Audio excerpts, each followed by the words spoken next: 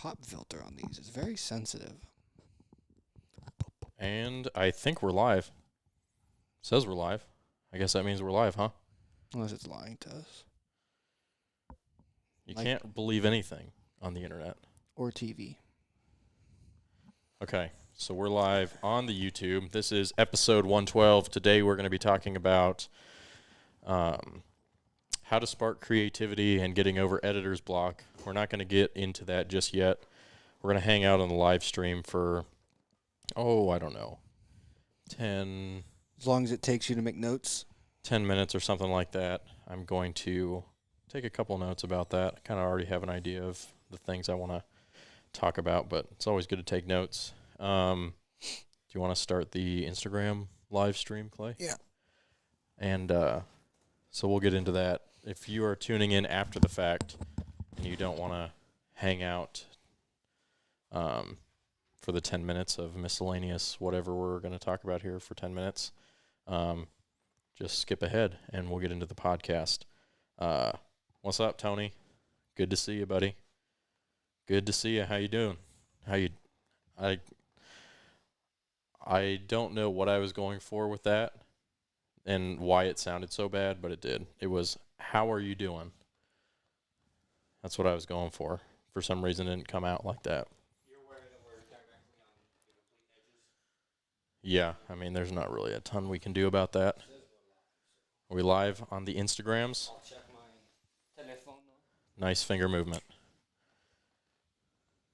We strive. Says we're live. Copeland Creative, which is our boss, is tuning in to monitor this to make sure that we don't say anything bad or stupid. I cannot guarantee that I won't say something stupid. But Clay usually hits it right on. Clay will keep me in line. Ooh, my shoes are very white. Wow. That's kind of distracting. Amateur hour. Look, it is amateur hour. This is the first time I think I've set this entire thing up without Caleb. Usually he kind of like does this part of the things. And then nothing else? You're going to get fired again. You almost got fired yesterday or the other day when we were doing the videos that shall not be disclosed because you didn't watch the movie list that Caleb sent to you. Caleb sent you a movie list that you were supposed to watch, and you waited 2 weeks, went and checked them all off on the list, and sent it back to him and said that you had watched it, but you hadn't.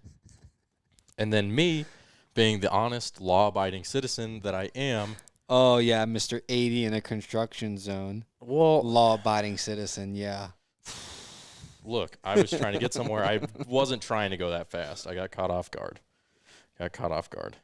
Did not mean to be doing that. So, I will pay my dues. I regret that decision. It wasn't really a decision. It just kind of happened. But, at least I don't lie to my boss about what movies I've seen. I still haven't watched the list, but at least I didn't send him a list that was all checked off. Well, things happen. The corona got to me. The Rona? Yeah. Law-abiding. Yeah, Caleb. Caleb's about to hear you call me out on live YouTube for my heavy foot. See, what had happened was... How big's the delay on YouTube? I don't really know. I don't know how to... We could test it. That'd be hard to test. We'd need viewer participation to test that. Let me notate some It's about things. 5 seconds on Instagram. Is it? Yeah. Let me notate a few things.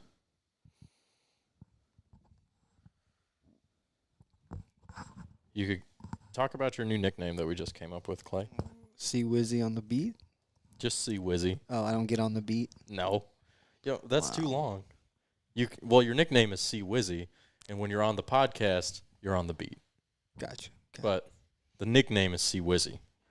So, too much caffeine, drive too fast. I've had worse nicknames. What's your worst nickname that you can share on air? Because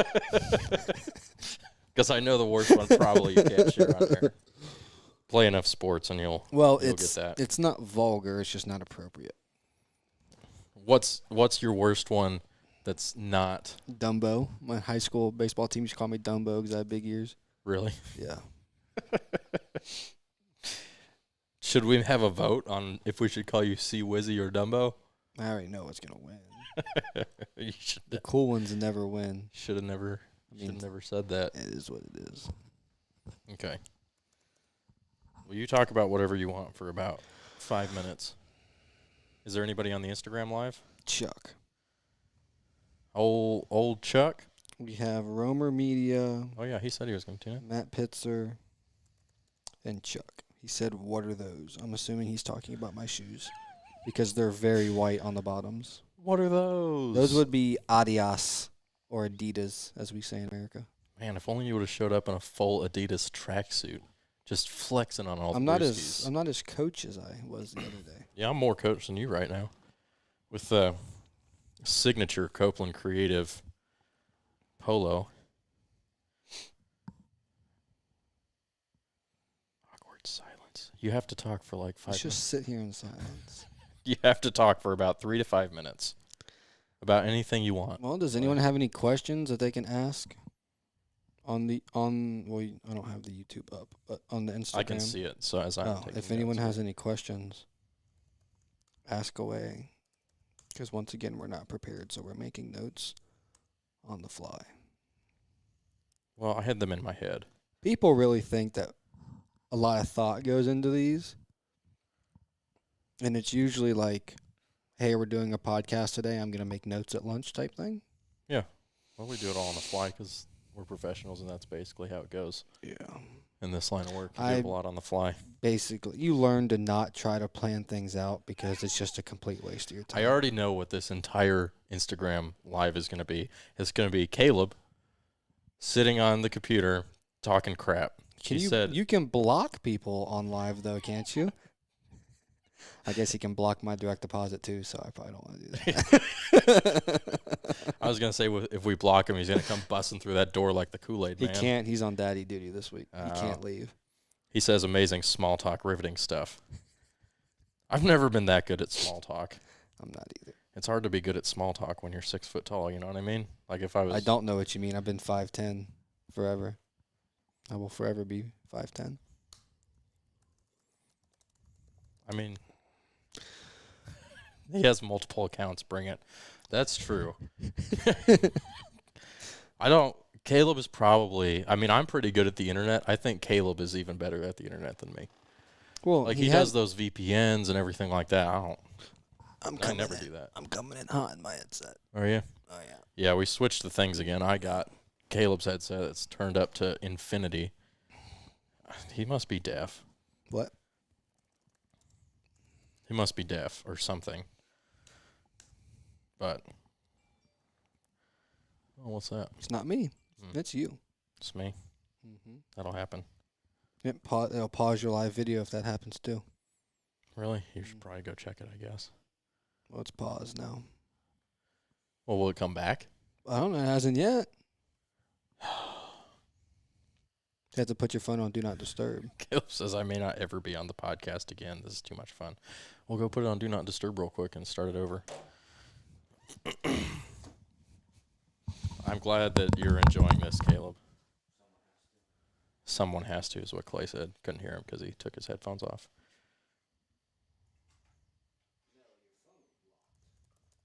Why? It's the last 4 of my phone number.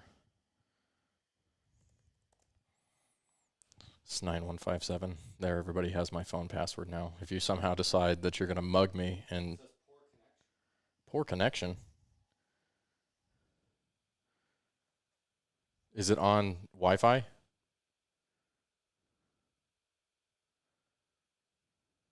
Oh, probably connected to the Wi-Fi, I guess. Must have kicked me off earlier.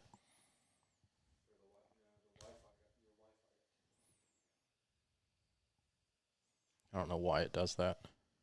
It does that at my house, too. It'll just kick me off of the Wi-Fi. I haven't been getting notifications on my phone when people text me. Really? Yeah, like if I'm sitting on my laptop, I won't get a phone or my computer that got a text message. Like I just looked at my phone 3 minutes ago and had a text from 2:35. I didn't know what I got. Are you like accidentally on show- Do Not Disturb or Didn't show up something? on my watch or anything either. It's like a car crash. I can't look away. There's actually a pretty bad one right down here at the intersection earlier, Caleb. Olivia said she saw it coming back from Papa's place. Darren said he saw it too. Knock on wood. Should I request to be in the live video that I'm monitoring that I'm also in? We tried that one time, and you get like a terrible echo. Oh. We did try that. The Management Advantage joined. Winter Productions. Howdy, folks. Thin Blue Line Outdoors. Quest 365. Montana Knife Company. Apparently 5:45 on a Monday is the time to do an Instagram live. Video was paused again. What time did Katie make it in today? 1 o'clock. Was that 1 o'clock? And I was standing at the coffee station when Is she it walked because in, so that I gave is- her a standing. I gave her a standing ovation. Is it because your phone's timing out? Why would it time out I don't know, bro. during a live? Is it paused again? Mm-hmm. I don't know. I guess you go mess with that too, real quick.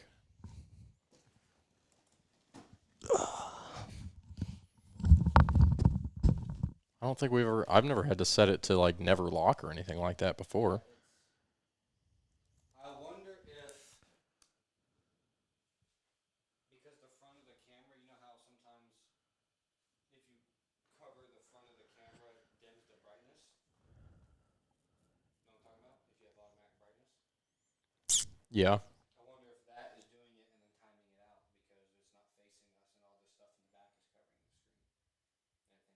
And it thinks it's going black. That makes sense. I don't know. We've never had that problem before. Yeah, but we've always done it facing us though. It's probably just because Caleb's got a nicer phone than mine. We always use his. I've just got an old phone, an old XR. Rocking an 8. Who's got the oldest phone? 5.7.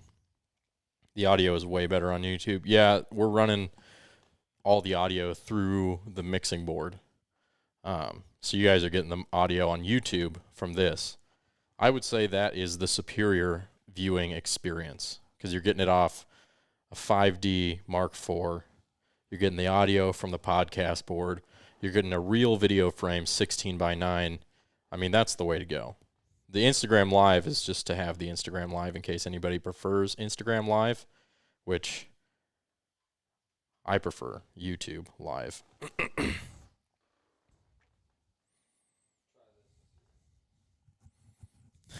That's so crooked. Looks like I set it up with my cross eye. Oh, almost. Yeah. We're going to try it again. Third time's a charm. I won't be selfish. I'll cut myself off.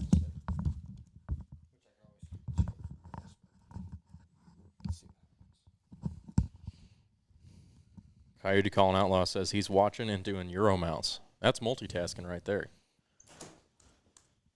I'll just stay on the right side of the chair. Ooh. Do not spill Coke on the podcast board. That will get you fired. It will. It will. Dang it. I forgot my drink. Guess we're just going to have to do this dry-mouthed. Well,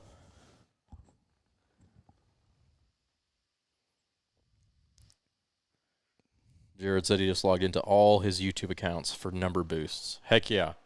That is That's- called gaming the system, Yes, it is. hacking the algorithm, and we are 100% in support of this. Thank you. I think there's a way with certain applications that you can kind of send the stream out to all of the streaming platforms. I don't think you can do it with Instagram, though, because they want it to be vertical, because Instagram thinks that this is the future of video. And I'm going to go on record saying that it's not the future of video. Nobody wants to watch vertical content, long-form vertical content. I don't think. I would hate it. but that's just me.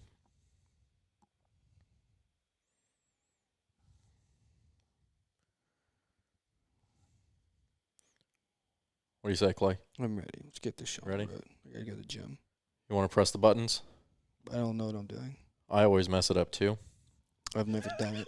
That's why I let Caleb do it, because there's a delay, and I always mess it up. We're going to try it.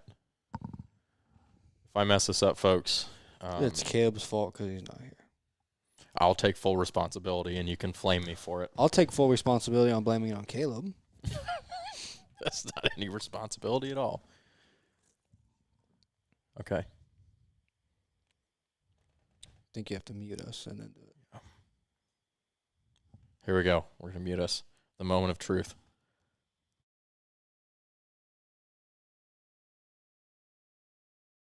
Podcast is brought to you by Diamondback Covers, the absolute best cover you could ever spend your money on. If you need an insurance policy for all the expensive gear on the back of your truck, then you need a Diamondback cover. Make the bed of your truck a vault with Diamondback. I already messed it up, so we're going to do it twice. That's why they call me two-take porter. Nobody calls me that, actually, but sounds nice. The Redneck Tech Podcast is brought to you by Diamondback Covers, the absolute best cover you could ever spend your money on. If you need an insurance policy for all the expensive gear on the back of your truck, then you need a Diamondback cover. Make the bed of your truck a vault with Diamondback. Right here. Yeah. You want it? Yeah.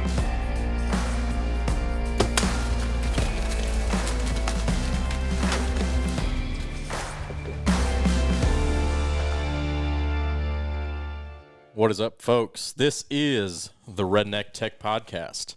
You may be confused as to why I, Red Velvet, am starting this episode instead of your faithful and loyal host, Caleb Copeland, and that is because Caleb is on daddy duty, and so Clay and I are taking the reins of the podcast today and doing it just the two of us. We apologize in advance. If you've been watching the live stream, you will know that we have been being berated, and apparently it's amateur hour. So you guys who are listening get to join in amateur hour with us, but hopefully it's a fun amateur hour, you know, kind of like a slow pitch softball game. It's fun to watch, it's fun to play, but definitely not professional. And I think that's kind of what we're going for here today. Oh, definitely not professional. Furthest thing from professional. So, for those of you who don't know, usually we try to stream these on Instagram Live and on YouTube simultaneously. And so every once in a while, we will take questions and comments from the folks who are watching live. But today, the topic I thought we would cover is sparking creativity, as well as getting over editor's block or creativity block and stuff like that. I know that when I was first starting, that was definitely something that I had not experienced before, needing to be creative on a consistent basis.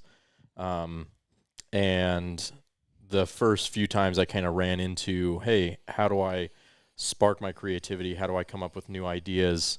How do I get over editor's block or videographer's block or photographer's block or whatever you want to call it? I kind of didn't really know how to navigate those situations, so I figured today we would talk a little bit about kind of where both of us find some of our creativity, find some of our inspiration, how we go about that process, and then we'll talk about editor's block. This is episode 112. Correct. Clay knew that. I did not know that. Is the Instagram Live off again? That would be also correct. Do you want to go fix it real quick? You might have to just put my phone on never lock, I guess. Well, you can start, and by the time Since- I have something worth saying. I'll be back. The Instagram Live has been giving us trouble. So if you guys want to watch on live, I would say the best place to watch is on YouTube, not Instagram. We do the Instagram Live, but definitely YouTube is the preferred place. So I guess the first half or majority of the topic we're going to talk about is no one is going to comment on Ryer saying it's fun to watch slow pitch softball. I think it's fun to watch slow pitch softball. I mean, they got games where people are just kind of running around doing crazy stuff. So, hey, I would say that watching this is probably just as exciting as watching slow pitch softball, which is to say it's not that exciting, but it's a little exciting. It's something to do. And y'all are here. And I think that That's what counts. I think that says a lot. So,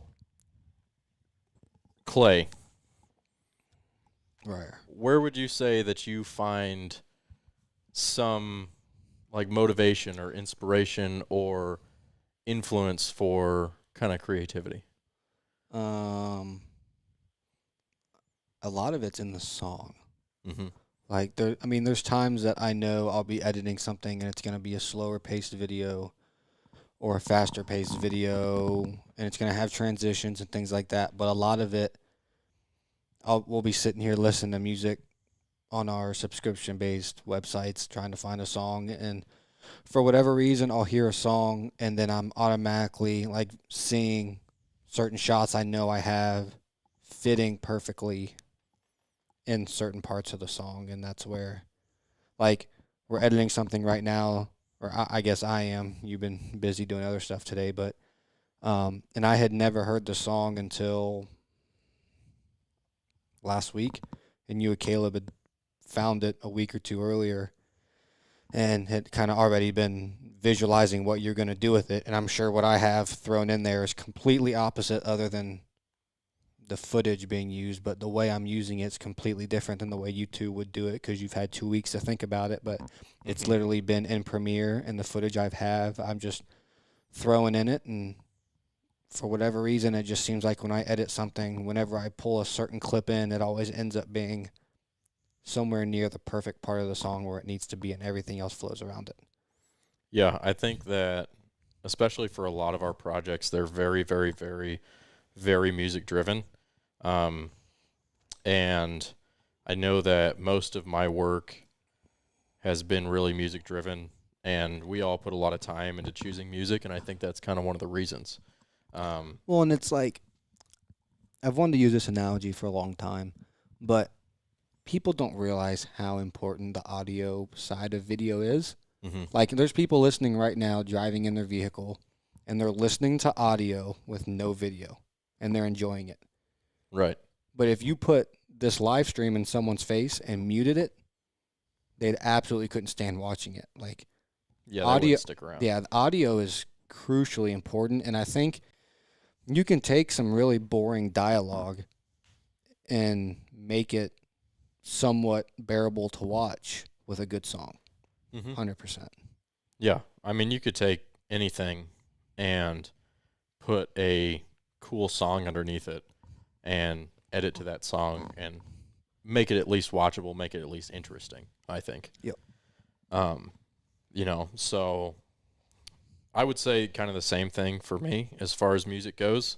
I get a lot of creativity from listening to the songs, as you're working through those royalty-free sites, kind of thinking in your head, okay, what would the footage look like to this music? How would I use the footage to this song? Does this song match the mood I'm going for? Is it fun? Is it sad? Is it slow? Is it fast? And kind of taking some of the cues from the music, mixing them with the footage that you have, and kind of the scene that you're trying to make and the mood that you're going for, and kind of melding them together. And it almost, like you said, it kind of feels like when you find the right song and you have the video that you need, they almost kind of feel like they just fit together. It's kind of a weird. It's not forced. Right. It's not forced, and it's not like we made it fit together 100%. Like, it just kind of feels like it comes together. And it's hard to kind of explain that if you haven't experienced that, but I think that a song really drives a lot of creativity and helps kind of drive some of your creative choices, and it'll give you like a certain part of a song may make you think, oh, I wonder, I could do that with the song. Like, the song is doing this right here. What if I found a piece of footage that lined up with this, or made a few cuts that lined up with this, or really tried to use the song and the footage to emphasize that moment. And another way you can, if you're not, say you're just getting into videography, or you've been filming for a long time and you're just now starting to edit, you can definitely, the way you shoot can drive your creativity when you get back into editing. Like, if you've only shot your whole life or your whole career and you just hand the footage off to someone else, you're not always sure what you can do with your exact shots. But knowing out in the field what you can do with each specific shot you've gotten when you get back into the editing room helps out a lot too. And I know Caleb watches a lot of movies, and he takes a lot of his inspirations for things from movies. And I'm a big, I don't want to say like vlog guy, but I watch a lot of YouTube. Like, I don't even have a TV at my house because all I watch is YouTube. So a lot of my inspiration comes from like the YouTube filmmaker type people, and a lot of it can also come from your background. Like, I have a couple people who have messaged me on Instagram, hey man, I've been doing photography for a long time. I understand a camera and composition and things like that, but I'm having an issue getting motion into my shots.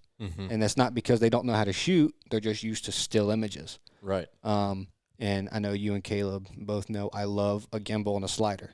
Well, that's back to me starting out doing weddings and real estate.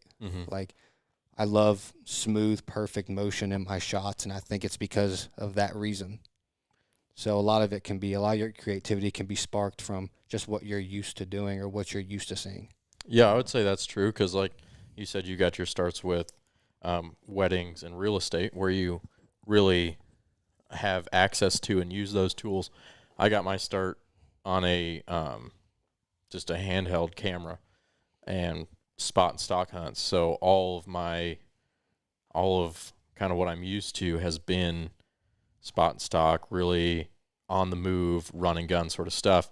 And I'm a big handheld guy. Clay and I were just having this conversation. He was like, we should put this on a slider and really step up the YouTube live game. And I was like, we have an automatic slider that if we can ever figure out how to do it, it'll slide back and forth automatically and stay rotated and framed on us. In theory, maybe maybe one of these days when we have a more permanent setup, we can mess around with it. But like, he's excited to do that.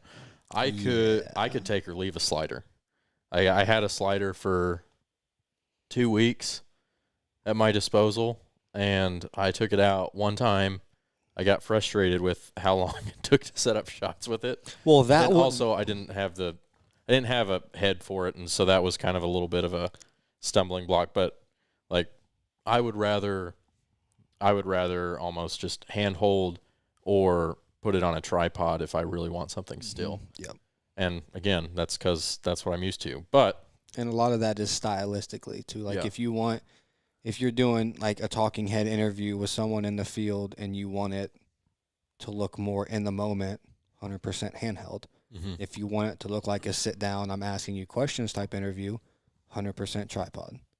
So it's all that's another way you can be, like I said, be creative or stylistic, just as simple as handheld or with a tripod. So it can be super simple or it can go super deep. Always. Romer Media on YouTube says, F copyrights, I make my stories to what music inspires me. Even if I make no money, the money will come when the fan base builds. I wish we could do that. My stepbrother's like that. He's starting a fitness podcast and like IGTV type thing. And the first like 4 songs he edited to, or he had me edit to, or like T.I.'s, some of T.I.'s most popular songs. I'm like, yeah, I can't do that. He's like, what are you talking about? I was like, because if you ever make it big, which he probably won't, but if you ever make it big, like, you can't monetize this. So yeah, the song's cool, but pay your $16 a month. You get millions of more songs, and you're not tied down to what you already know that you've listened to. Yeah, I think there's a good point there, though, is if you are starting out, or maybe you're in a little bit of a rut, or you just want to try something new, take a song that you like and make an edit to it. You may not be able to put it anywhere. You may not be able to, like, make money off of it, but you could show your friends, and it's a fun kind of thing to do, to try to make a edit to maybe a different type of song that you normally wouldn't use, or a song that you really like and feel like could fit something. I got a few songs that I kind of want to mess around and do that with whenever I get a little extra time to mess around, just to make something a little different and to use some songs that I enjoy just to kind of have fun with it. And I think that's a big part of creativity, is finding the fun and having fun with it. When I was a teaching assistant in college, one of the things we would do is a lot of our classes were 2-hour classes. So the school had a subscription to Epidemic Sound. Mm-hmm. So the professor and I would go in and say we had 25 kids in the class. We'd pick 25 songs, download them, type their names up, go down the roster alphabetically, and assign them a song. Hey, you have 2 hours to edit to this song. Mm-hmm. No ifs, ands, or buts. That's the only song you get. Use any footage you shot ever that you want, but it has to be that song. Kind of like you didn't get to choose it, but you're stuck with it type of thing. Yeah. So. Yeah, that'd be a cool exercise. Yeah. I guess creativity also, I just love listening to music. So I just listen to a lot of music and kind of things come to my head. I would say another way to spark creativity and kind of find inspiration is your standard outside sources. So that's going to be your TV, your movies, your Instagram, your YouTube, wherever you like to consume content. You can use it to kind of fuel creativity. I know that before I started in this line of work, I just watched things to watch them. I didn't think about anything. Now when I watch something, and this is now, I'm cursed with this for the rest of my life, I'm sure. Now when I watch something, I'm looking at how are they shooting it? How are they editing it? I'm kind of thinking about how am I feeling in these moments, and what things are they doing to make me feel that way? What kind of music are they using? What kind of shots and movement, and like what are all the things that they're doing in this piece of content? And what pieces do I like? What maybe could I take and use in my own work? And maybe what stuff don't I like, so that I could be like, oh, I don't really like that. I'm not going to use that. And I do that constantly. I mean, everything that I'm consuming, I'm thinking about those things. I took my then girlfriend to watch the whatever most recent Avengers movie it came out is. Yeah.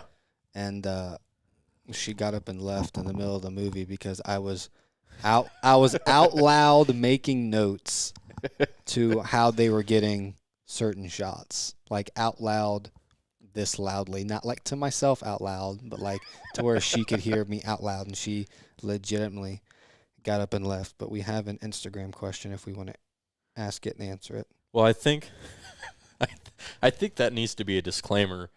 Like, if you're going to work in this industry and you're going to create content, whether you like it or not, you will become like this, and you're going to like want to voice these things. So if you ever watch something with somebody, you kind of just got to give them a warning and be like, "Hey, look, this is how it's going to be, and there's no changing it." Yeah, I'm sorry I hyperanalyze every piece of content that I watch.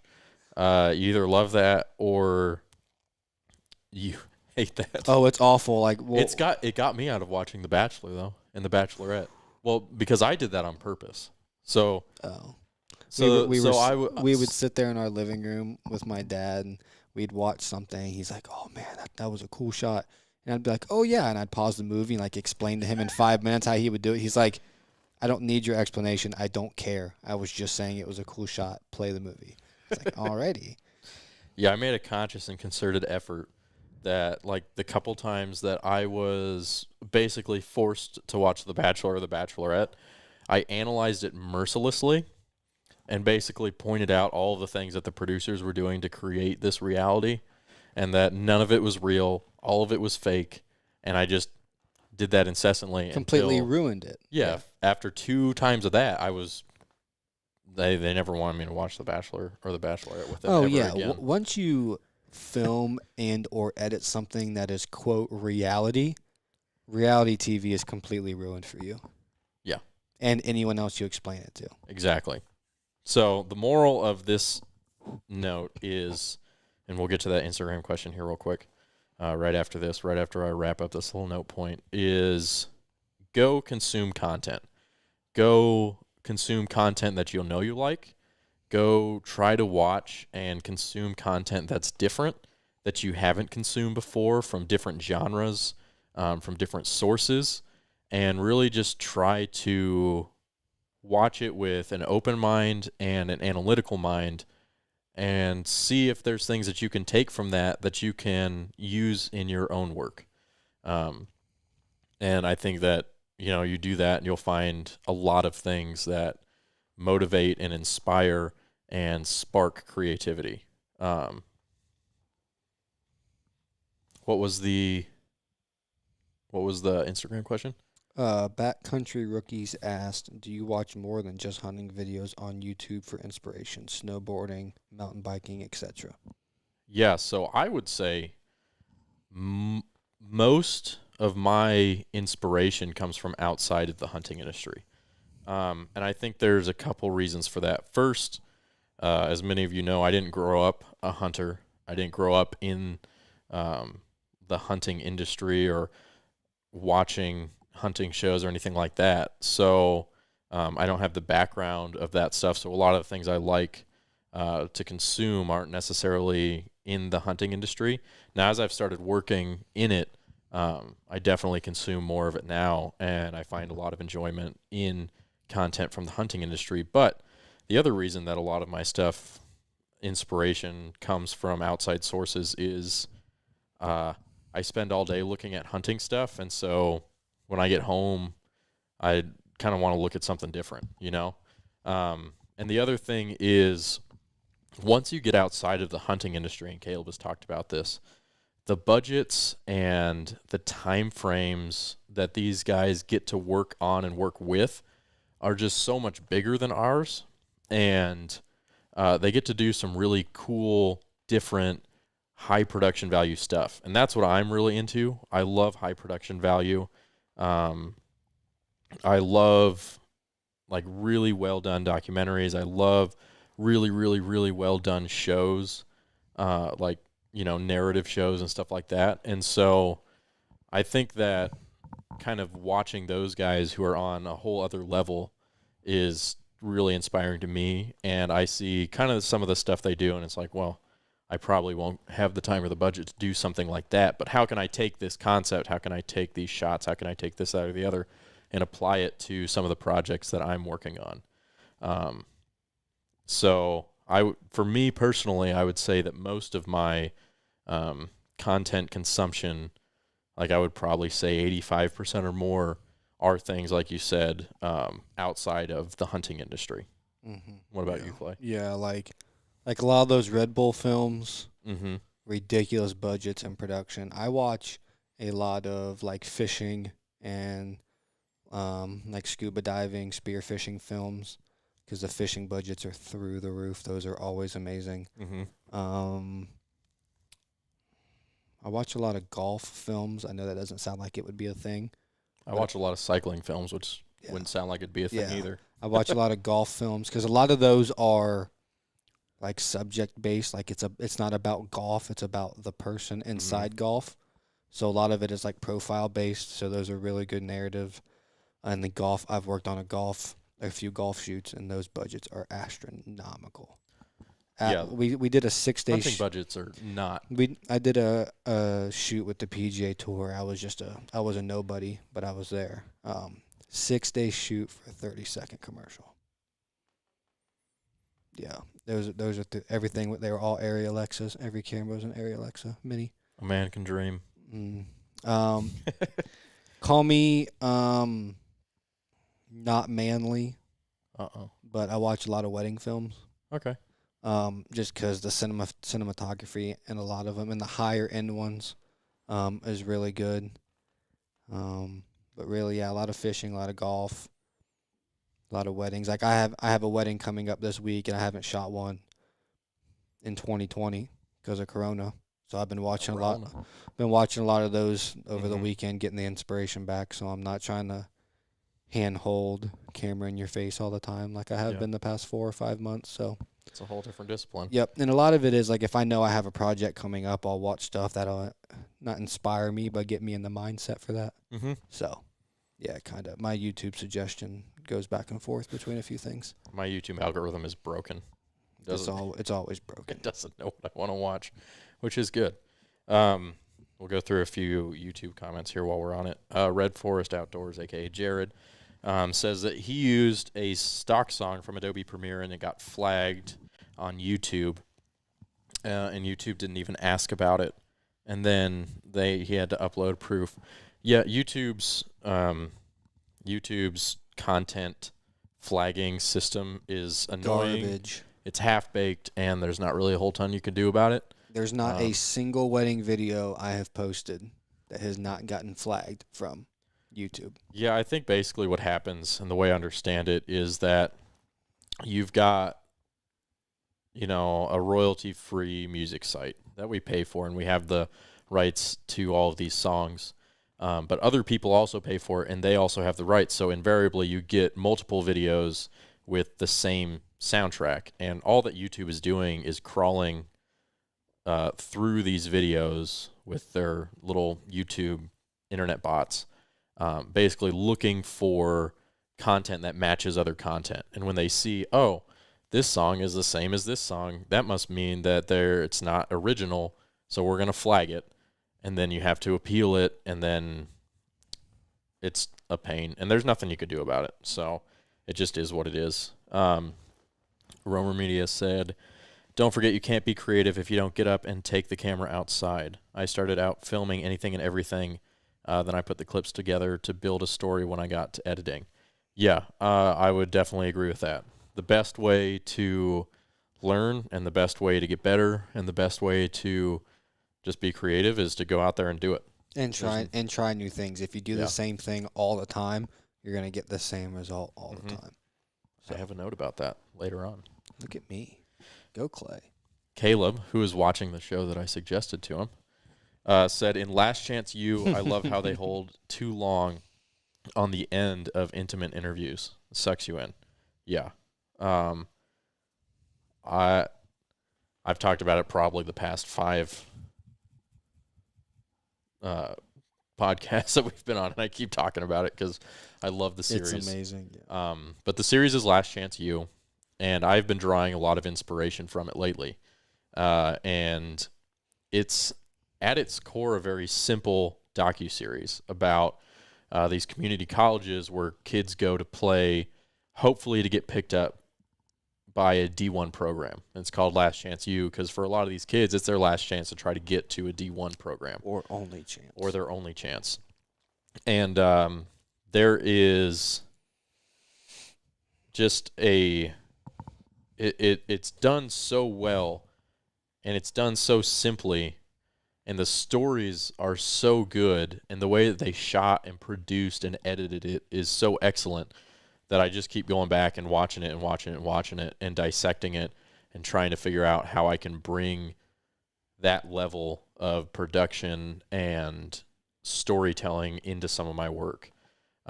If you haven't watched it, definitely watch it. My favorite season so far, and I've watched, I think, 3 seasons, was the one in Oakland. I really like that, especially because I used to live close to that area in California. for the 4 years I lived in California after I moved there from growing up in Colorado. I have to put that there, or else Caleb will be like, oh, he's from California. But I used to live in some of the areas that they talked about and some of the kids are from. So that's why I like that one. But it's really well done, and you should definitely watch it. I went through a lot of Bluestem footage today, and Bluestem kind of has that. Bluestem has that type of Last Chance You feel, where the only produced thing is the interviews. Mm-hmm. Everything else is like, I don't want to say as it happens, but they're ready for it when the important stuff happens. Bluestem kind of has that feel. So It's going to make me cry. It's the nicest thing anybody's ever said to me. Speaking of Bluestem, Caleb wants us to talk about what inspired the truck scenes in Bluestem. ooh, So- that's only because it was his idea. Well, I think, but that's, believe it or not, out of all 4 episodes, and Caleb has said this That's to me repeatedly, that's the best episode. that's Caleb's favorite. Would you say it's the best? 100%? I Well, depends on what. If you're looking for stuff to die, no, that's not the best episode. But Bluestem isn't about things dying. Well, yes, but as far Episode as 4 is based. This is what episode 4 is. Episode 4 is all of the ducks and geese dying, and that's us being like, thank you for putting up with 3 episodes where we don't show you what we know you guys originally came here to see. Now we'll give it to you, and it's even better because you watched the first 3 parts, and now you're invested. So yes, the best hunting, killing episode it's is the 4, last for one. sure. But I think as far as storyline and using all of the different producers that you guys had, because I wasn't a part of that project, I hadn't started working here yet. That yes, as far as production, yes, that was the best in my opinion. I think it was a really good episode, and the inspiration for that episode, which is what Caleb wants us to talk about, was a Netflix series called Shot in the Dark. I almost said Night Stalker or Night Crawler, but that's a movie based around kind of the same-ish concept. So if you like Shot in the Dark, you could go watch that movie, and that one's cool. A little different, but same concept. Shot in the Dark is a docuseries following a bunch of either freelance or kind of they kind of work. They have a couple of companies, and basically they're stringers, which are dudes who gather content and footage from things that happen in LA or big cities. So basically, these guys roam around all night with police scanners and eyes and ears on dispatches and stuff like that, listening for accidents, fires, traffic jams, anything that could be newsworthy.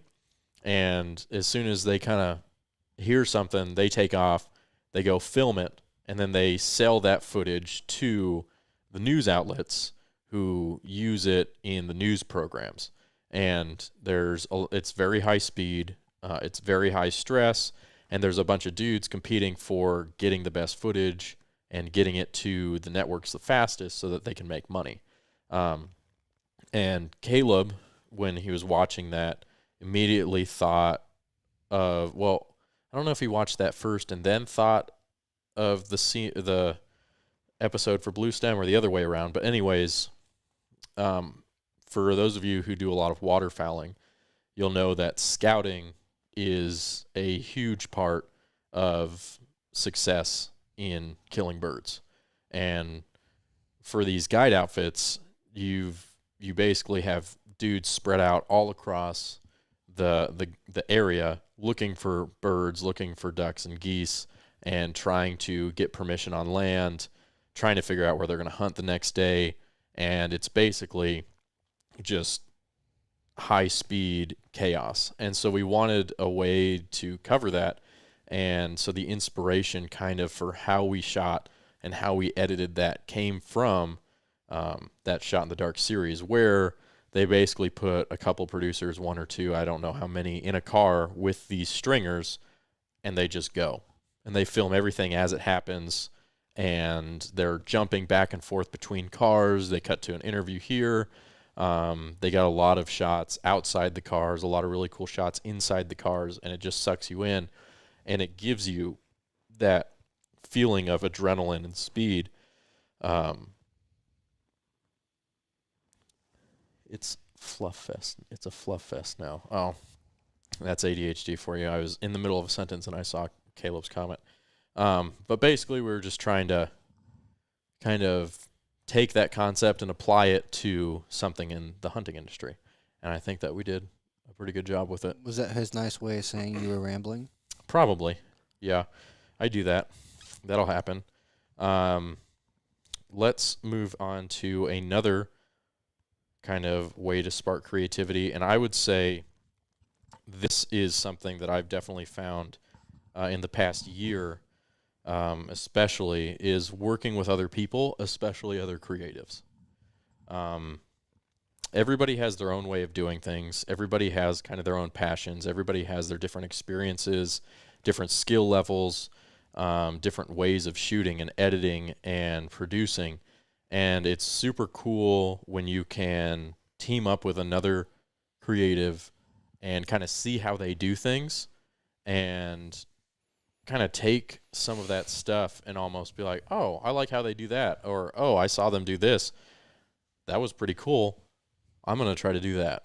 And really just work with them. And I think that's been a large source of creativity for me. And it's just basically comes back to exposing yourself to a different way of doing things. Mm-hmm. Anything to add to that?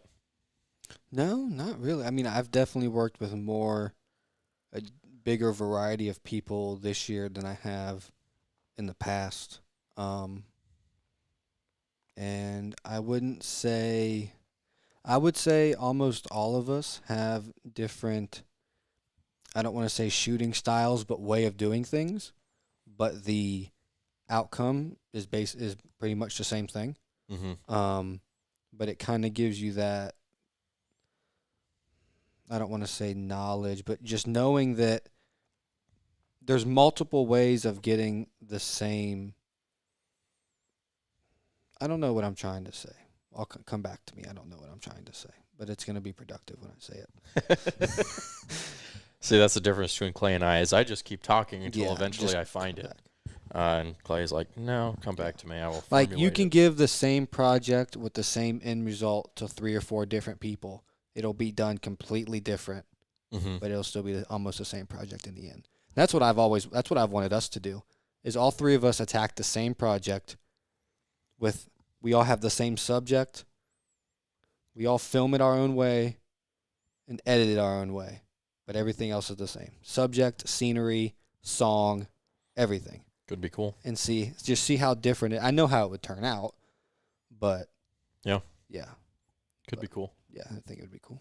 Yeah, I mean, everybody just has a different way of doing things, and literally nobody does anything the same. Nobody shoots the same. Nobody edits the same. Nobody draws like the same inspiration. Nobody has the same background, and so when you can get a group of people or just even another person next to you, it almost just multiplies the creative energies. So anytime you all get a chance to work with other people, jump on it. It's always a good time. It's always fun. You always learn a lot and make some friends and, draw some inspiration and creativity from that.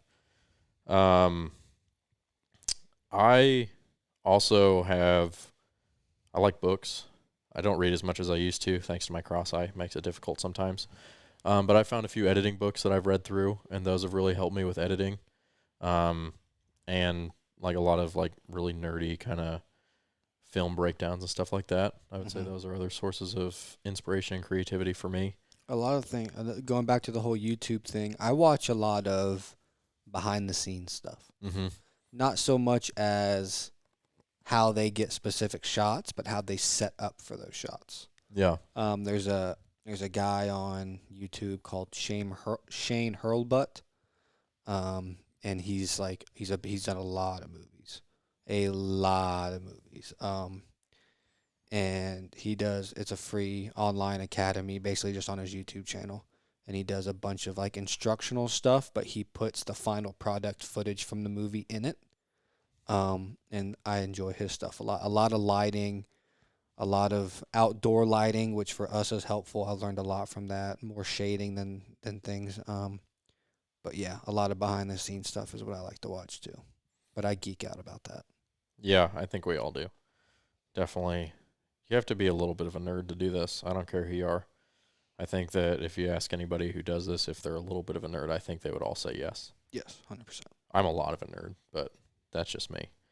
Do you think we missed any sources of creativity or ways you let's spark? see. We covered music. We covered. You know where I come up with a lot of ideas?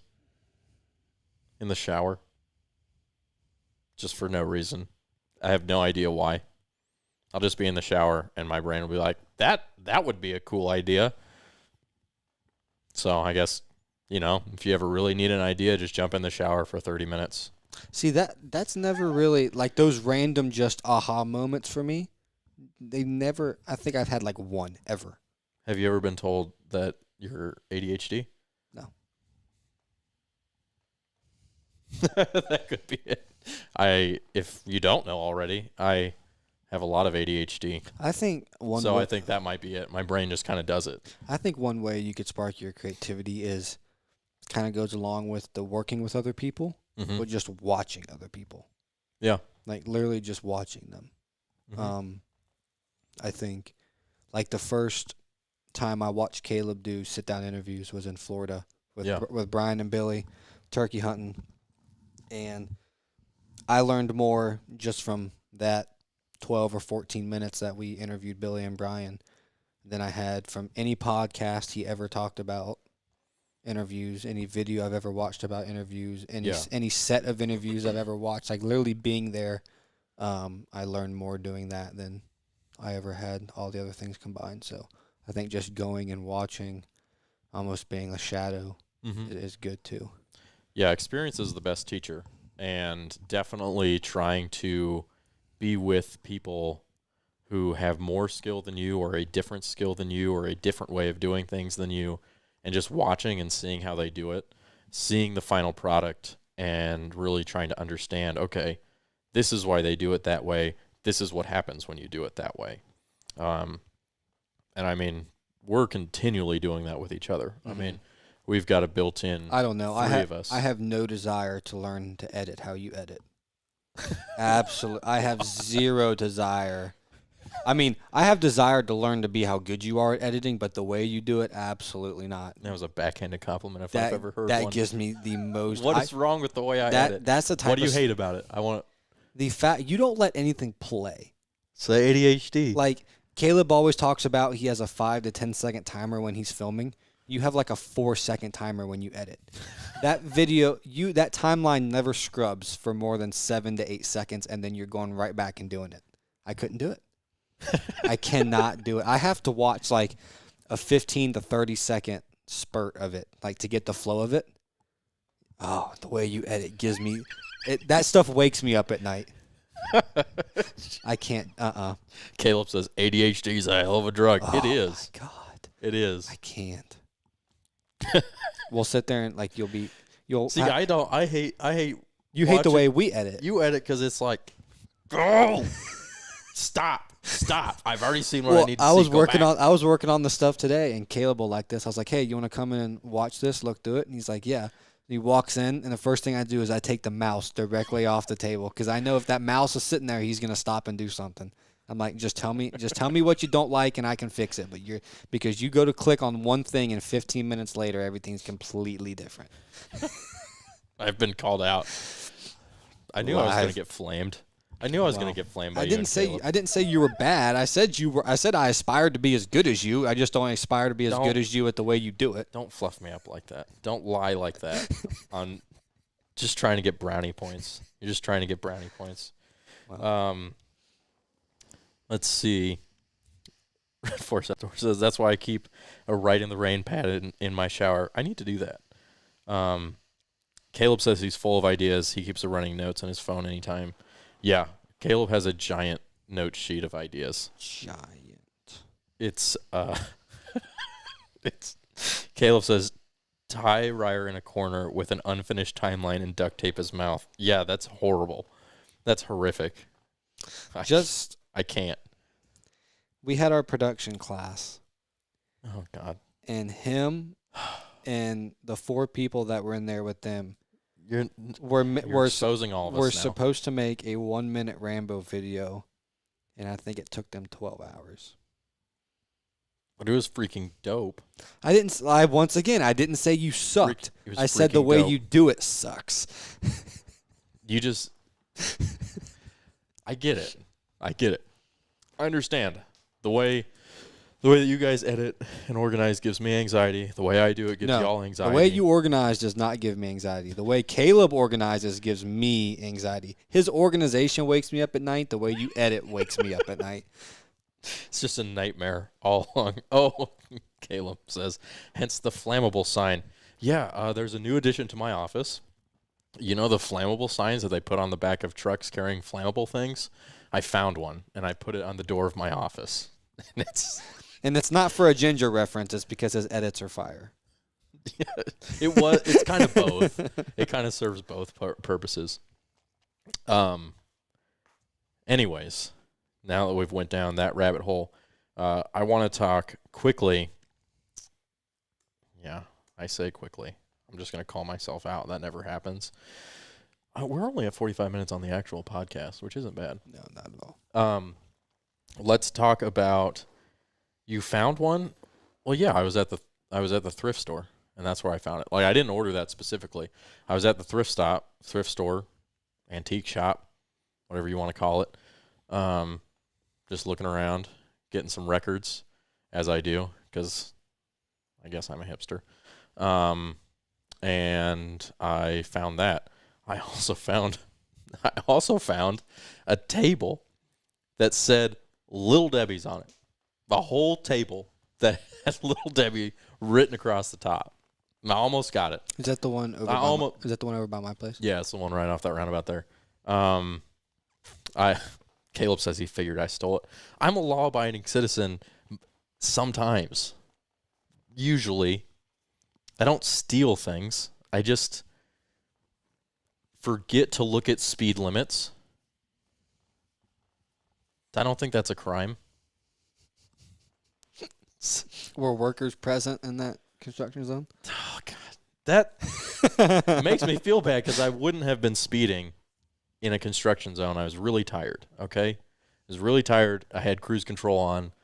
And that's what got you. Yeah, and it wasn't like I was going 80 through the whole thing. It had literally just started. Change, and Mr. Cop was right there. Of course he was. That's his job. Yeah, it's not as bad as you're making it sound. It's not great, but it's not bad. I'm not proud of that. Not proud of that. What was I talking about? The last thing you wanted to talk about. Oh, so the last thing I want to talk about was editor's block, creative blocks in general, and especially editing. I feel like I've gotten more editor's block than anything else. I think when you're on a shoot, you can kind of default and you kind of have to work through things, and you have other people there. And I haven't found have you gotten like videographer or photographer's block? Photographer's block, not so much. I will get editor's block if I work on a project too long. That's what I'm saying. The only thing that helps me is either getting up and walking away, or having someone come in and say, there is something wrong with this. I don't know what it is. Tell me what's wrong with it. And then usually the 2 or 3 things they tell me that they don't like or that they would fix sparks me. Yeah. But most of the time, Basically it's getting up and walking away. So those are 2 or 3 of my points. So we'll expand on them. He hasn't even looked at the notes. He's just following the script. Look at that. Just like fist bump. Just like in school, never looking at the Boom. notes. Yeah, me either. I never took notes, but Neither did I. I also don't have a college degree, so do with that information what you will. well, I have 2, and look where it's gotten me in life.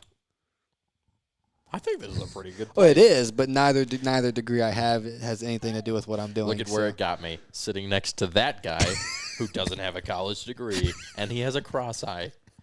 But a bomb beard, so. Hey, you got to take the wins with the losses. So when I first started out, I remember the first couple of times that I got editor's block, and it was just me in an office, and I hated the edit, and I didn't know why I hated it, and I got really stressed out because I was like, this is the worst. I'm the worst. I should quit now and never show my face in these parts again because clearly I don't have the skills to do this. And I had no idea like how to work through it. I just didn't like the edit. I couldn't think of what else to do. I couldn't like think of why I didn't like it.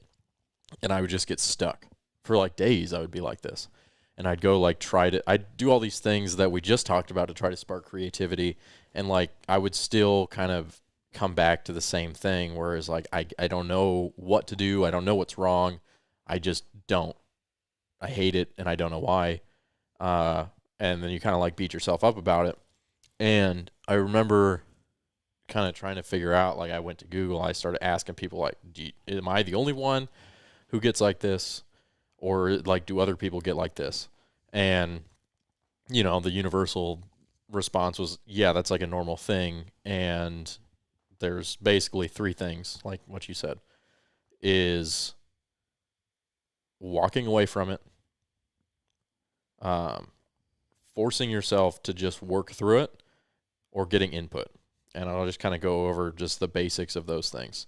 The first thing is forcing yourself to work through something. And this is especially relevant when you're starting a new project and you don't have anything yet, or you're starting a new scene and like you can't figure out really what you want to do. You can't figure out what direction, what mood, what music, and you're just like stuck in this endless loop of trying to figure out how you want this scene or this piece to go.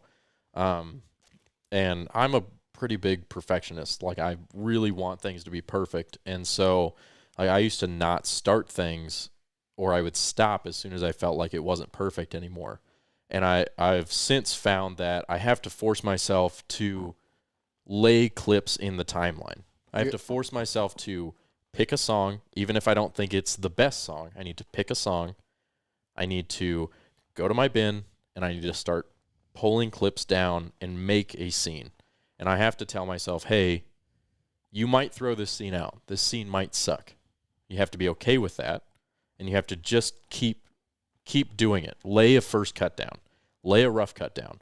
And you can throw it all away later, but you have to lay something down. You're almost forcing yourself to figure out what's not going to work first. Yeah. And you're allowing yourself the wiggle room to be okay with it not working out the first time. And that's fine. Like a lot of times the first cut may not be what you want it to be. You may come back, you may change the song, you may change how the clips are, you may change the feel, whatever. But if you sit there and you like run around in your head trying to figure out the best way to do it and nothing is working, you're just going to get into this cycle and nothing will end up, you won't edit it. And so the best thing that I found is to literally just force yourself to make a cut and to lay clips down, find music, and go start, middle, end, and then go back and figure it out. Sometimes what I also do is if I'm one of those projects, like I have no idea how to start this, I will literally, whatever my first clip is, I'll find something from it, I like it, and throw it down. Whatever the second clip is, and I'll literally go through like the first day's worth of footage and have a clip in the timeline from every one of those video files. That way I at least have something to say, okay, this can't go in, this can't go in. I need to find a way to get to here and from here and why this happened. That way it may suck, but you at least know why it sucks and you can build off of that. You can't build off of anything if you don't have anything there because it's just spinning. And it almost, I don't know that much about cars, so forgive me, people who know about cars, but it's almost like trying to turn over an engine. Like, I don't even know really the proper terms to use, but if you're turning the key and it's clicking, the battery's clicking, it's cranking, but it won't turn over, you can at least give it gas to get it to turn over and boost the spark plugs. Yeah. Is that where you were going? Well, I mean, kind of like, and I think of like old piston airplane engines. Like you physically had to go put a crank in the engine, turn the crank until it got up to a certain speed, and then the engine would kick in and the props would start turning. And so that's almost what you're doing. You're almost turning that crank. It's hard. It doesn't feel like it's going to do anything, but eventually your mind will kind of kick in, and then the engine will start, and boom, you're off to the races. So just start, just edit. Walking away from edits. This is huge for me. I have to do this a lot. I'll cut a scene. It'll be pretty good, but like something's missing, and I'll just like rewatch it and retry something, try something again, try another thing. And you get to the point where you're like so exhausted trying different things, and you don't know what to do to make it better, but it's still missing something. Sometimes you literally got to just like close the project, put it away, go get lunch, go home, do something else, don't think about it, and come back to it and watch it again. And sometimes you come back and you're like, oh, that's actually pretty good. I like that. And a lot of the times it's even worse the shorter the project is. Yeah. Like if it's a 22-minute TV episode, like you have a lot of you can't figure out your first two segments of the show. You can go start working on the second two segments because most of the time completely different content. If you're working on a 5 to 7 minute web episode, like you can only scrub through so much different content between 5 and 7 minutes on that timeline. Mm-hmm. And you get tired of watching it, and the more you watch it, the more you hate it, which makes you even more mad. So that's definitely when it's beneficial just to get up and go home. And don't go home and edit. Don't go home and edit photos. Like, just do something different other than... Go do something you enjoy. Go do something Correct. that... Go golfing. Go ride your out. bike. Go ride your bike. Go golfing. Go eat some delicious food. Go do whatever. Go hang out with your buddies. Get wasted. Whatever you like to do. Get wasted. I mean, I don't know. Could work. That's what you like to do. I'm not... Me? No, not you. Oh, I'm not encouraging that to the public. But that's what you like to do. It has worked for some of the greatest creative minds in history. Well, that's true. But yeah, I mean, we didn't cover the 70s methods of creativity. And anybody who doesn't know what that is probably shouldn't. Yeah. And the last thing is like getting input. And we do this constantly. And it's super nice. And I know, especially for me, coming from really doing a lot of editing kind of in an office by myself, it's super nice to have people who are here who I could be like, hey, come look at this. What do you think? And, especially people who can be like, oh, cut this, trim this, do this, that, and the other. Like, definitely build a group of people who have a level of skill and a level of experience that you can send things to, and they'll look at it with a critical eye, and they'll be honest to tell you what isn't working, what they don't like, and who can kind of guide you how to fix it a little bit, or just also send it to people who, can just be like, yeah, that's good, or no, that's bad. That's also good. But yeah, Caleb said in here, it's super important. I'll read it verbatim. It's really important to have other like-minded people to bounce ideas off of and to let them watch through things with you. Yeah. It is. And it's helped with a lot of scenes, and it makes a lot of things stronger. It makes a big difference, honestly. I almost feel like I do it too much, but I like to use it as a fail-safe of knowing I'm not wasting my time. Yeah. Like I'm gonna say I'm doing a Spy Point episode, 10 minutes long. I'm gonna get 2 or 3 minutes into it. Call y'all in. Hey, what do you think? And if you tell me, hey, I'm bored, change something, I know, awesome. I didn't just edit 8 minutes of it and y'all are bored and I got to go rebuild 8 minutes. Mm-hmm. I'm only 2 or 3 minutes into it. Something needs to change, so it's much easier to redo that in 2 or 3 minutes than it is 8.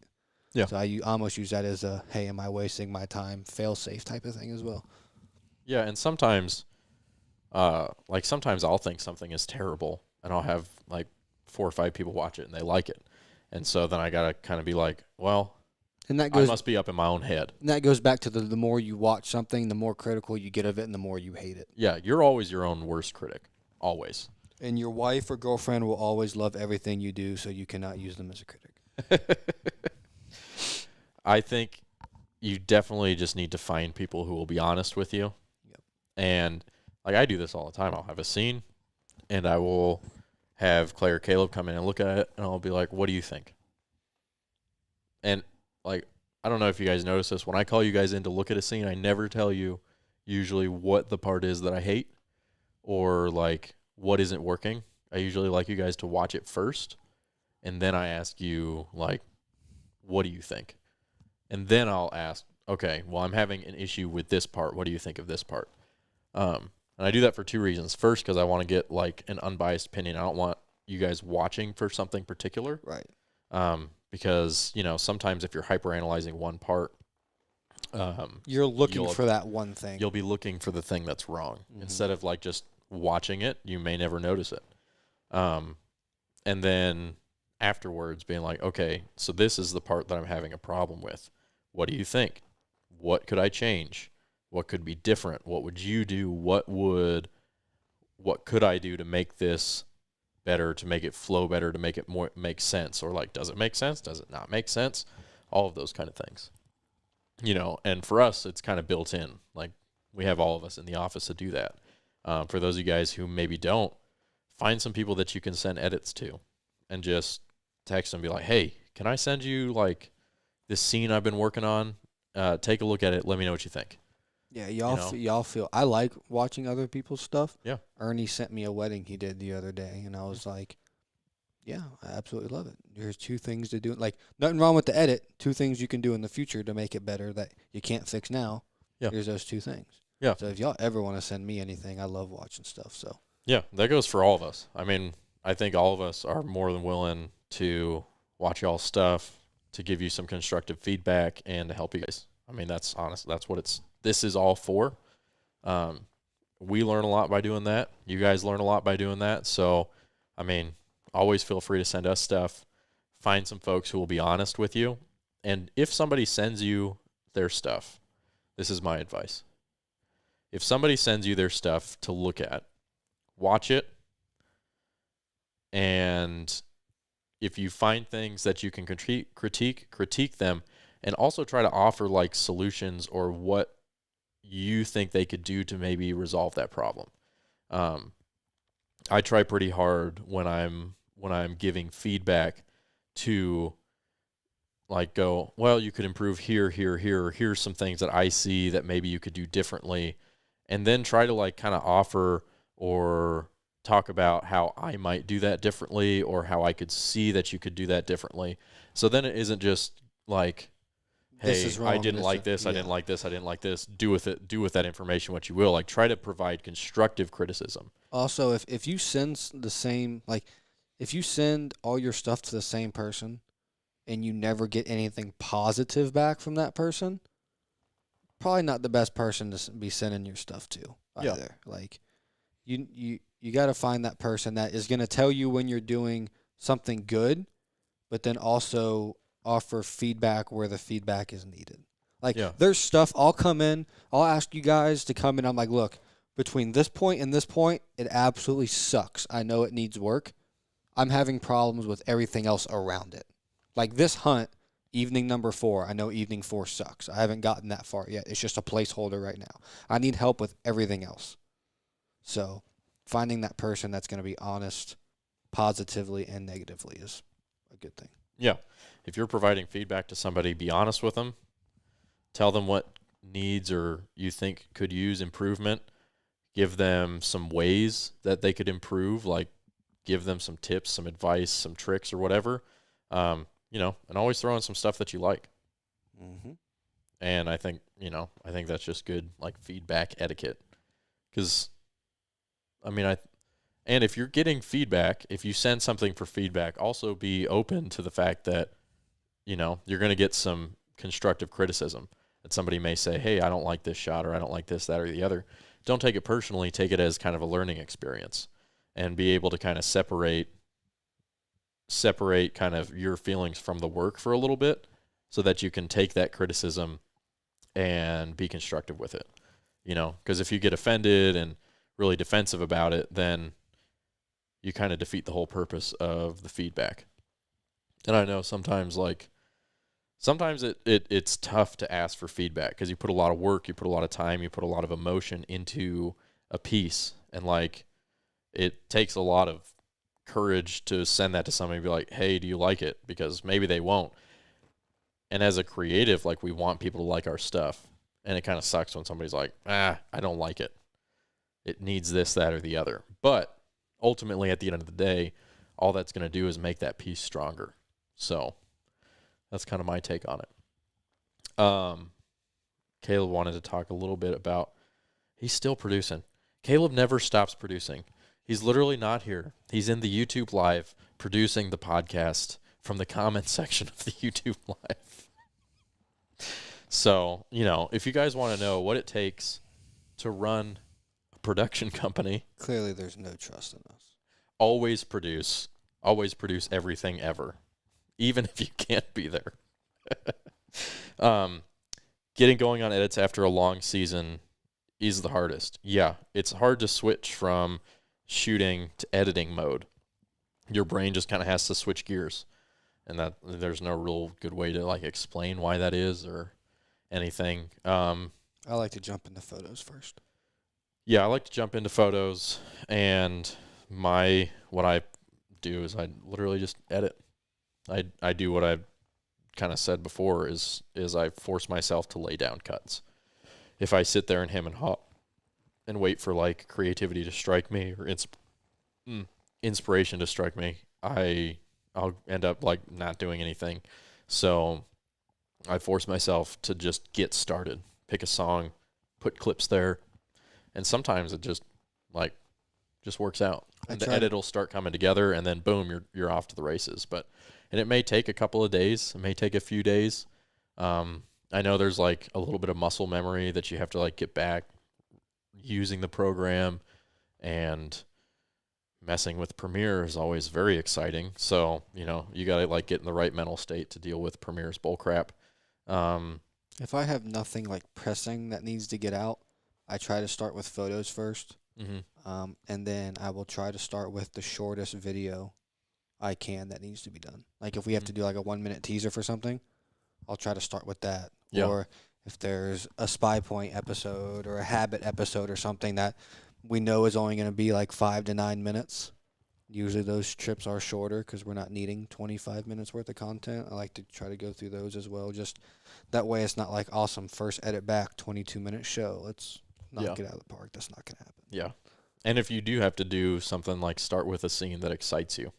Yes. Start with something that you're excited to like work on. Yeah, go right to the kill. Yeah. Go right to anything that's exciting or that you already have like an idea or already have some like creative juices flowing for, and then you'll just get right into it. Yep. And if you don't, just start.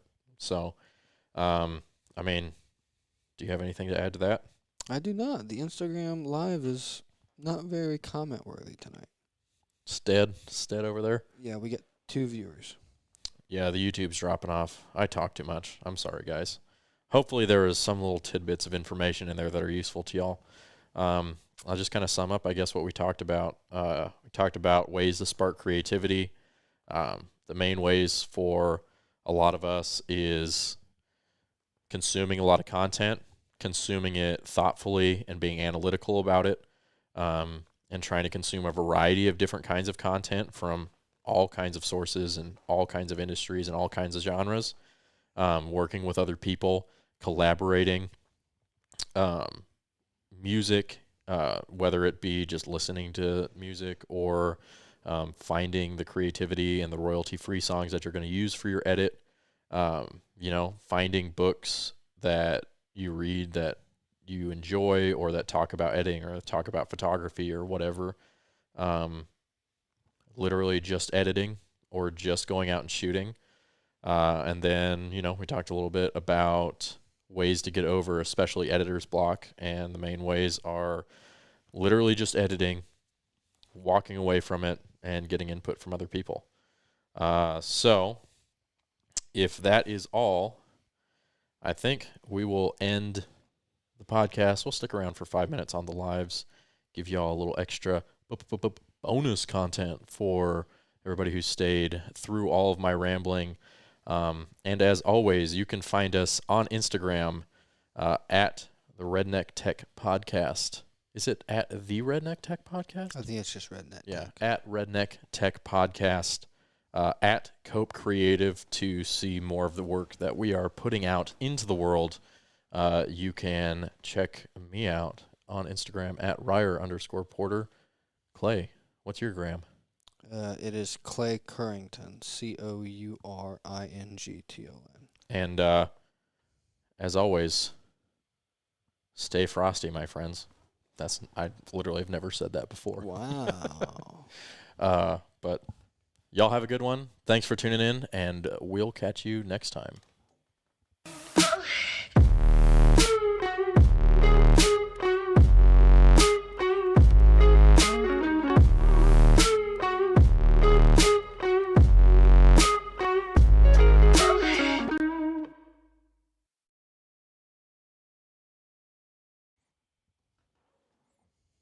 The cameras were still recording, Clay.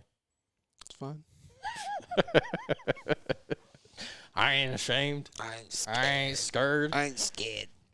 All right, so if any of y'all who are still around, where are you going? We still got questions and stuff to answer. I don't know. Oh. Is the Instagram live up on your phone? Can you pull it up so I can... Oh, just in case. Do y'all ever do any hands-on training or classes? Yeah. Yes. We try to do a class every year. This year, maybe we'll do a couple. We're not sure yet. But we definitely do some classes. Go follow the Instagram. That's kind of where we put out all of that information. And we'll keep you updated as we kind of know when we're going to do the classes, what kind of classes they're going to be, what we're going to cover, and all of that kind of stuff. Yeah, like Caleb said, we're in the planning stages right now. Are we? Yeah. I did not know that. Well, now you know. Now you know. I never get told anything. I'm like the black sheep around here. You're the black sheep? Yeah. Have you seen me? You're at least in the loop of the information. We are in the planning stages. We're kind of talking about a couple of different ways to do it. If you guys have any preferences or ideas, let us know. As we kind of figure out more of what we're going to do, we might ask you guys kind of your preferences and what you guys want to do. But, I mean, last year the class was super fun. I really enjoyed it. I had a great time. I learned a lot. Made some good friends, and I think it was just a blast. You have a good time? Yeah, it was my first one. I enjoyed it. It was my first class, too. This past one? Yeah. You weren't here for the one last year? Oh. All right, then. Well, there you go. I did enjoy it, though, yeah. It's very nice having people... Very nice. It's very nice having people come in that are willing to learn, but also, like, I learned a lot about photography from Jared. Mm-hmm. Jared and Mike. So it's nice. They didn't come here just the students, or I don't want to say students because they're not students, but the people that came were really cool. Yeah. Yeah. Yep, for sure. You got to be careful saying nice things about Mike. He's going to slide up into your DMs Again. with some questionable compliments. Very. Don't lie, you like them, though. I mean, it's the most complimentive someone's been to me in a long time. So, yes, thank you, Look, Mike. the boys always got your back. And Always. Mike is one of the boys. definitely one of the boys. Although, I do get crap every time. When him being nice to me over my DMs makes up for him being mean to me when I post a picture of my Mystery Ranch pack, because he's a very big Kafaru guy. So don't think he's all nice to me, because he can be very not nice as well. Look, I get crap every time I'm in Sitka From who? from Walt over at Mossy Oak. Oh, Every single time. I get crap from everyone anytime I'm in First Light. You can't win. You can't win. No. There's no way to No. win. It's like one of the guides at Deseret told us. He's like, I never have to buy camouflage again because a lot of TV shows go there. He said he's got 2 full sets of Browning camo. Mm-hmm. They get Sitka has a thing out there, so they get discount on Sitka. What was the other one? Real tree, I know. Oh yeah, they have a bunch of Real Tree stuff. He's like, I just who's my client? Look them up on the internet. Whatever their sponsor is, that's what I wear that week. Works out nice. I wish we could do that. I don't, because I just want to wear my Sitka. I love my Sitka. Yeah, but I love my Sitka. yeah. I mean, me and Caleb do. That's why you're the black sheep. I You like won't wear Sitka. I like wearing first off because I absolutely hate their whitetail pattern. Really? Yeah, Oh, because where I personally hunt, like when I am actually the hunter, it doesn't fit. Hmm. We have this time of year we have too much green. So Yeah, it is pretty green around here. yeah. It do be green, though. So I love the sub alpine. I think that's the best pattern on the market. It is a cool pattern. But you can't get their sub alpine stuff in their whitetail line. So they force you to buy 2 lines of stuff because I'm from Florida. I'm a naturally cold person. So their Western stuff's not going to keep me warm. So I went with the First Light. One, because I like wearing the other good stuff that no one likes to wear. I'm the type of person, I like wearing the good stuff or using the good stuff no one else uses. So you're a hipster. Quite the contrary. That's exactly what hipsters are. Absolutely not. Yes, it is. I do not dress like a hipster. I do not live, talk, eat, sleep, breathe, complain, expect things like a hipster. Absolutely not. That's the most assaultive thing you've ever said to me. I'd rather you call me a millennial than call me a hipster. Well, you are a millennial. Okay, I'll agree with that. I'm a millennial. People call me a hipster. And just call me whatever you want. Just not late to dinner, I suppose. Oh, I'm never late to dinner. All right. I think Calling that it? just about wraps it up for us. So, thank you everybody who tuned in to the lives. Hope you enjoyed it. And we will be back probably next week with another podcast. And yeah. Anyways, peace. Oh, hold on. I'm just kidding. Can we get a podcast or video on DSLR versus camcorder? We can. We can do that. That would be a very good. We will add it to the list. Mm-hmm. That's going to be a very high quality podcast to live stream. Perfect. All right. Something I was complaining about today. Yes. Among others, of course. Well, yeah, but I'm a millennial. What do you expect? Nothing more as a millennial. Or less. All right. See ya. Peace out, folks. And then we're going to end the Instagram live.